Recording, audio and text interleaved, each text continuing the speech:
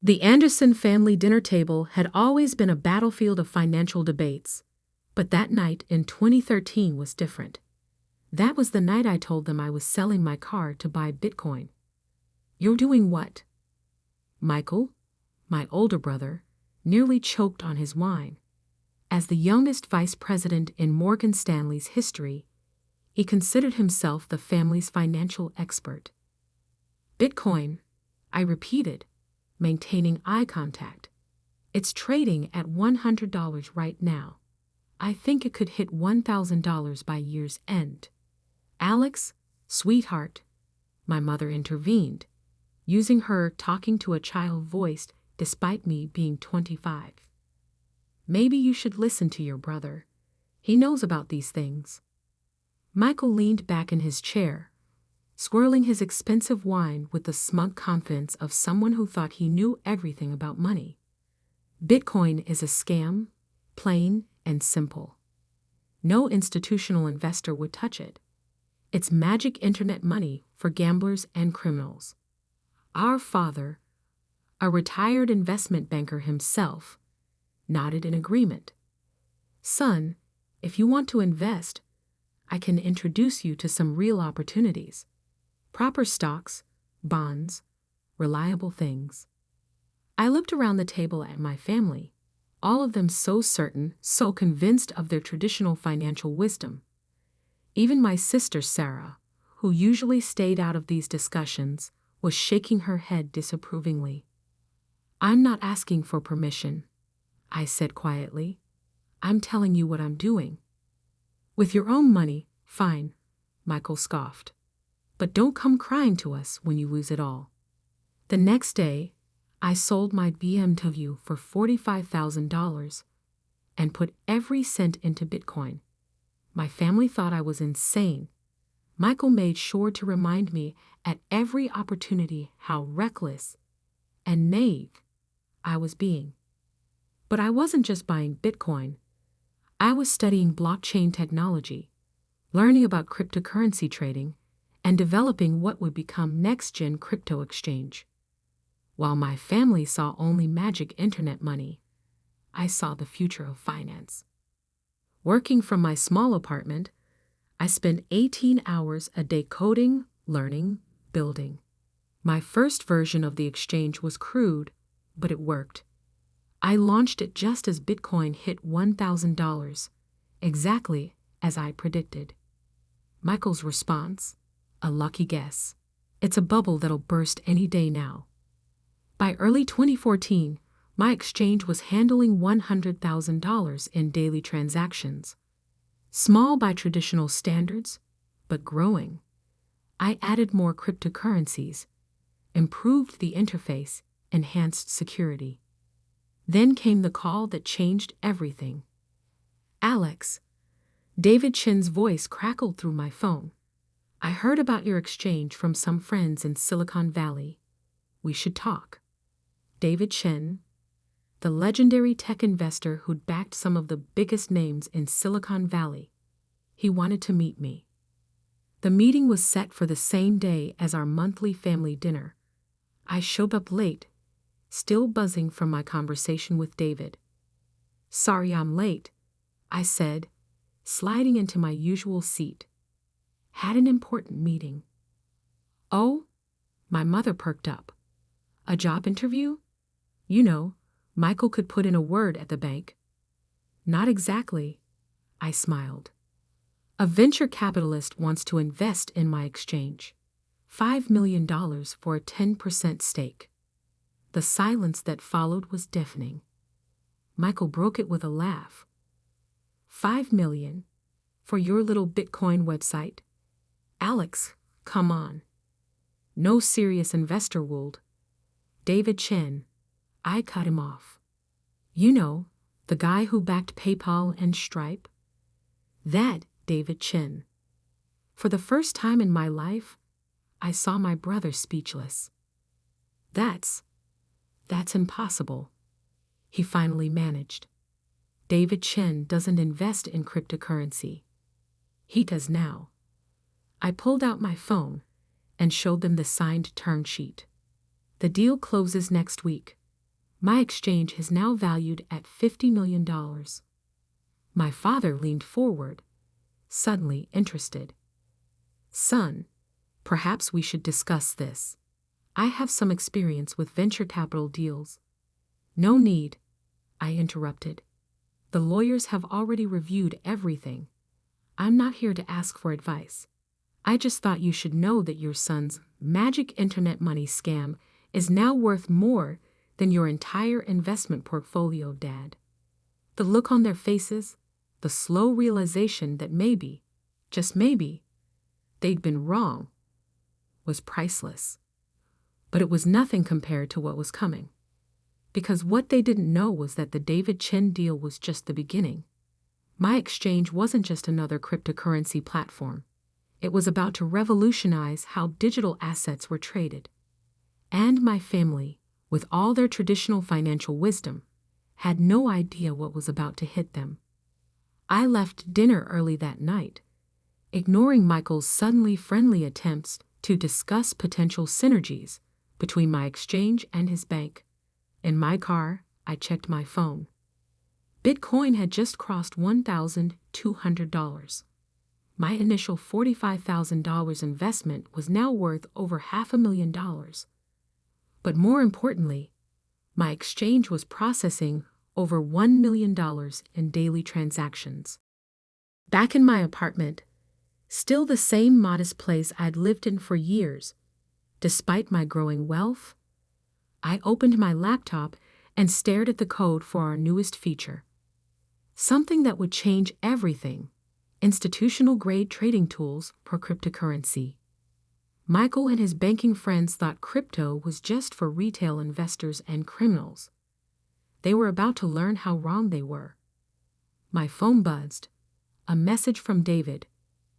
Alex, the board loved your presentation. We're ready to fast-track the expansion. How soon can you launch the institutional platform? I smiled, thinking about Michael's dismissive comments about magic internet money. 3 months, I typed back, just in time for the next family dinner. As I worked through the night, my mind wandered back to all the family dinners where I'd been lectured about real investing. All the times Michael had talked down to me about financial markets. All the times my father had tried to push me toward a proper banking career. They thought they knew everything about money. But they were about to learn that the future of finance wouldn't be found in their mahogany-paneled boardrooms or traditional trading floors. The future was being built in apartments like mine, by people they dismissed as dreamers and fools. And I was just getting started. 3 months passed in a blur of code, meetings, and sleepless nights. NextGen Crypto Exchange wasn't just growing, it was exploding. Our daily trading volume had hit $100 million, and that was before launching the institutional platform. The morning of the next family dinner, I sat in my new office on the 50th floor of a downtown skyscraper, reviewing our latest numbers. Bitcoin had just crossed $5,000, making my initial investment worth over $2 million. But that was pocket change compared to what the exchange was now worth. Mr. Anderson? My assistant Emma poked her head in. Morgan Stanley is on line 3. Again. I smiled, knowing exactly who was calling. Let me guess. My brother? Yes, sir. He's called 4 times this morning. Keep taking messages. I turned back to my screens, watching the trading volume tick up. Michael could wait. He'd been trying to get a meeting for weeks, ever since rumors about our institutional platform started circulating on Wall Street. My phone buzzed with a text from Sarah, my sister. Mom wants to make sure you're coming to dinner tonight. She says it's important. Of course, it was important. The whole family had suddenly become very interested in my little Bitcoin website since the David Chen investment went public. At exactly 7 p.m., I pulled up to my parents' house in my new Tesla Model S. No more old apartment. I'd finally decided to start living like the billionaire I was becoming. Not that my family knew about that part yet. Alex, my mother rushed to greet me at the door. We were just talking about your, what do you call it? Crypto thing. I stepped into the dining room to find not just my immediate family, but several surprise guests. Uncle Peter from Goldman Sachs, Cousin William from J.P. Morgan, even my father's old partner from his investment banking days. Michael sat at the center of the table, practically bouncing with barely contained excitement. Alex, perfect timing. We were just discussing potential opportunities for collaboration. I took my seat, noting how everyone seemed to be watching me. Were you now? Yes. Uncle Peter leaned forward.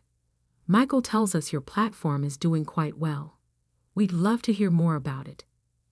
I bet they would. What they didn't know was that I just finished a board meeting where we'd reviewed their bank's desperate attempts to get early access to our institutional platform. Actually, I said, pulling out my phone. Why don't I show you? I projected our latest statistics onto the dining room wall using a small portable projector. The numbers spoke for themselves. Daily trading volume, $500 million.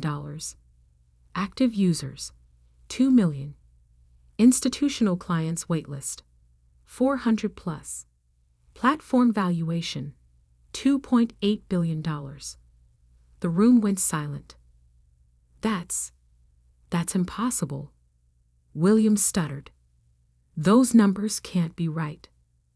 They're actually outdated, I replied calmly. This morning's volume crossed $600 million. We're the fastest growing cryptocurrency exchange in history. Michael's face had gone pale. But you never said. You never asked, brother. Too busy telling me how cryptocurrency was a scam, remember? My father cleared his throat. Son, with numbers like these, you must be thinking about taking the company public. I have some contacts at Goldman who cooled. We don't need traditional investment banks, I cut him off. In fact, as of next week, they'll need us. I pulled up another screen. The preview of our institutional trading platform. NextGen Prime launches Monday. It's going to revolutionize how banks and hedge funds trade digital assets. We've already signed partnerships with 3 of the top 5 financial institutions in the world. Which ones? Uncle Peter demanded. I'm afraid that's confidential, but I'm sure your bank CEOs will tell you soon enough. They've been quite enthusiastic in our meetings. The atmosphere in the room shifted. Suddenly, I wasn't little Alex playing with internet money. I was Alexander Anderson, the CEO they'd been desperately trying to meet. Now, I continued, I understand several of your institutions have been trying to schedule meetings about potential partnerships. Nods around the table. Those requests go through our institutional sales team, just like everyone else's. No family shortcuts. Michael stood up abruptly. This is ridiculous. We're your family. We have decades of banking experience. You need our expertise. I laughed softly. Need your expertise? Michael, your bank's entire crypto trading desk has less daily volume than what our platform processes in an hour. What exactly could you teach me about this market? But the risks, the regulations, are all being handled by the best teams money can buy. Our compliance department is headed by the former chief of cryptocurrency enforcement at the SEC. Our security team includes top experts from the NSA and Israeli intelligence. And our trading infrastructure. I smiled. Well, let's just say it makes your bank systems look like they're running on Windows 95. My mother, trying to salvage the situation, jumped in. Darling, we're all so proud of your success. We just want to be involved. To help. Like you helped when I started. When I was working 18-hour days building this from scratch. when Michael was telling everyone who would listen that my business was a scam. Silence. I have a meeting with the Central Bank of Singapore tomorrow morning, I said, standing up. They're interested in using our technology to build their national digital currency platform. So if you'll excuse me. Wait, my father called as I reached the door. What? What's the company actually worth now, with all these partnerships and developments? I turned back, making sure to meet Michael's eyes. The latest private funding round valued us at $5.2 billion. My stake is just over 70%. The sound of my brother's wine glass shattering on the floor punctuated my exit perfectly. In my car, I checked my messages. 23 missed calls from various family members' banks. 5 urgent emails from Michael's boss. And 1 message that made me smile. Confirmation that Morgan Stanley CEO wanted to meet. I typed a quick response to my assistant. Schedule the meeting for next week, but make sure Michael is there. I want him to see exactly who he's been calling a fool all these years. As I drove away, I thought about how different things were from that first family dinner when I announced my Bitcoin investment. They'd laughed then, called it fake money, said I was throwing my life away. Now they were practically begging for a piece of what I'd built. But the best part? They still didn't know about our newest development. The one that would make everything we'd done so far look small in comparison. The one I was saving for our next family dinner. The meeting with Morgan Stanley CEO was scheduled for 10 a.m. in our New York headquarters. I made sure Michael would have a front row seat to what was coming.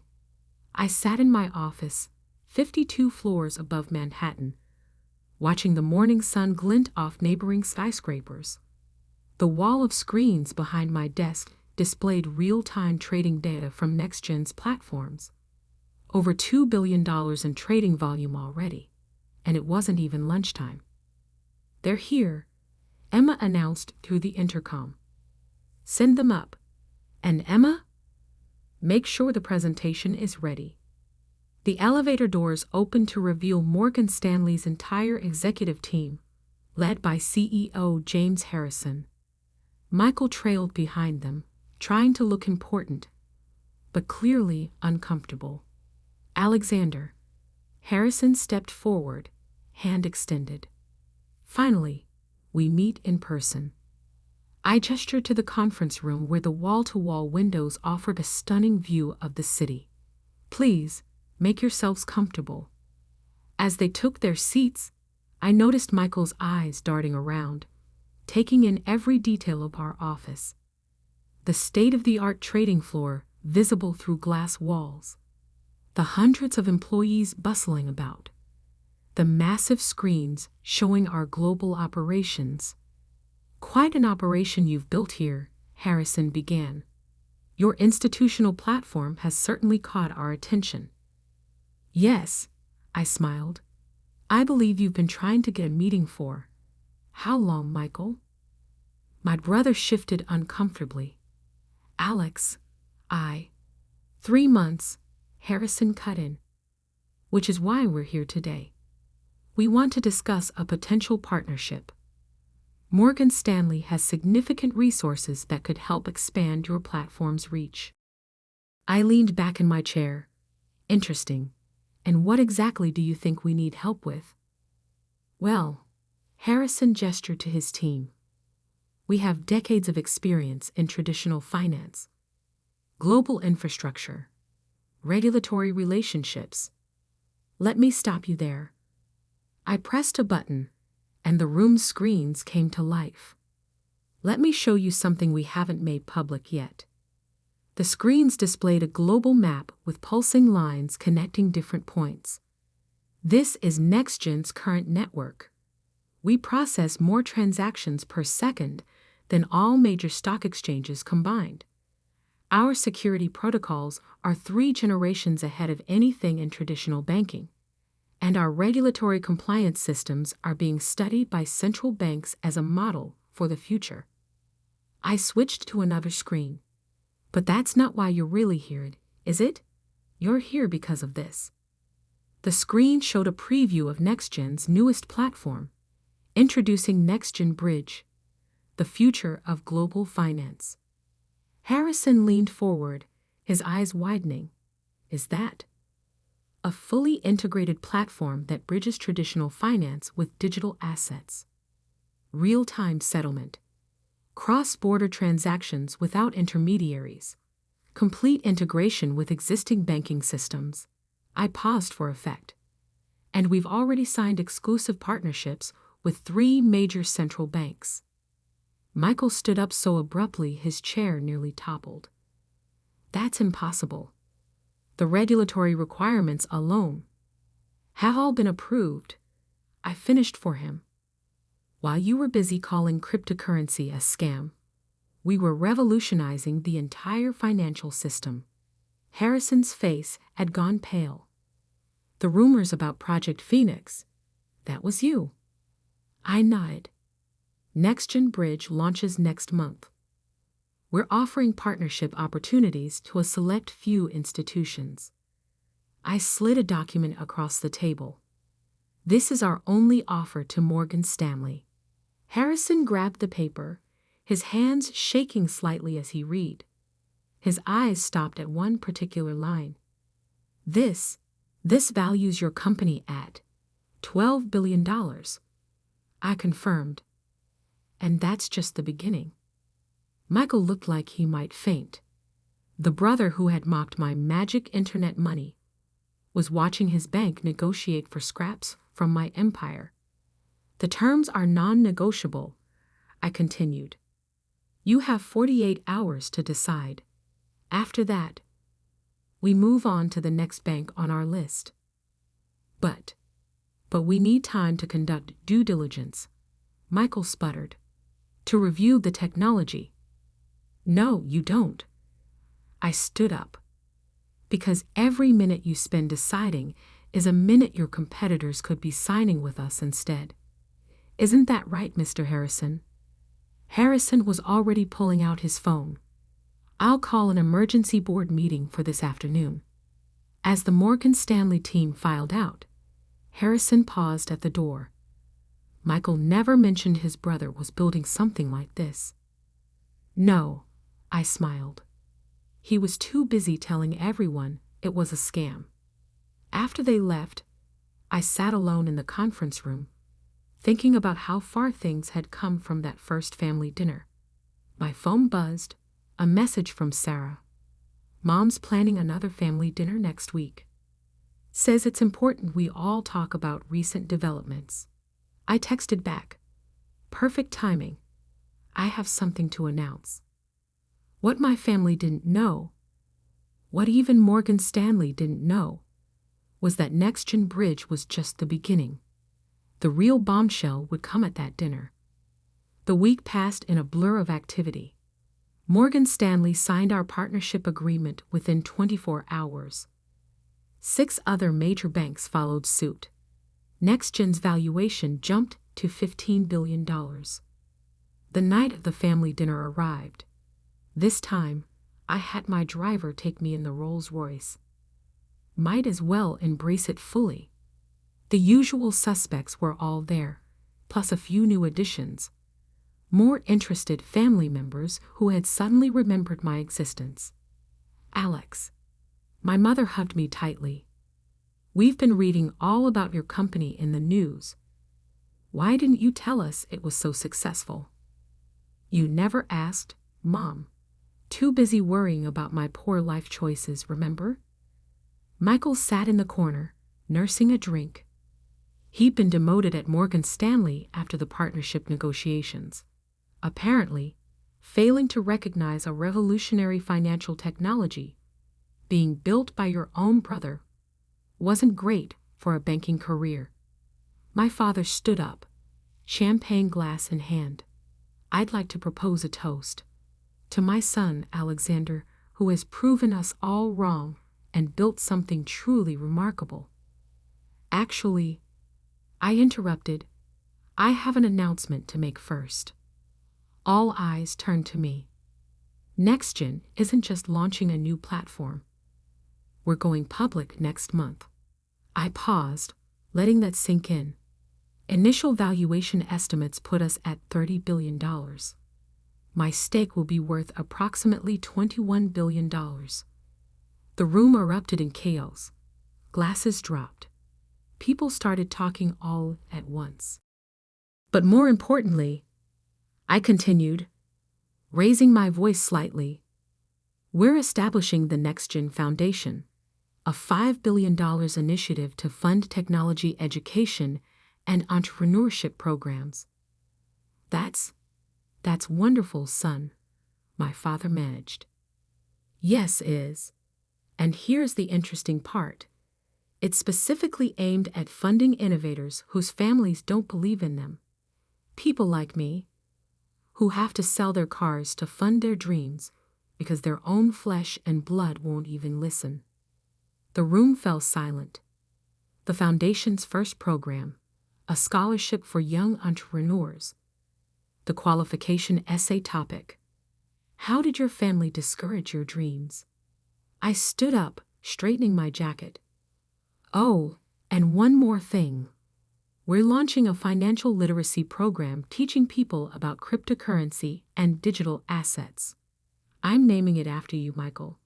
So everyone will remember how the great investment banker couldn't see the future of finance when it was sitting right across his dinner table. Alex, my mother started, surely you understand we were just worried about you. No, Mom.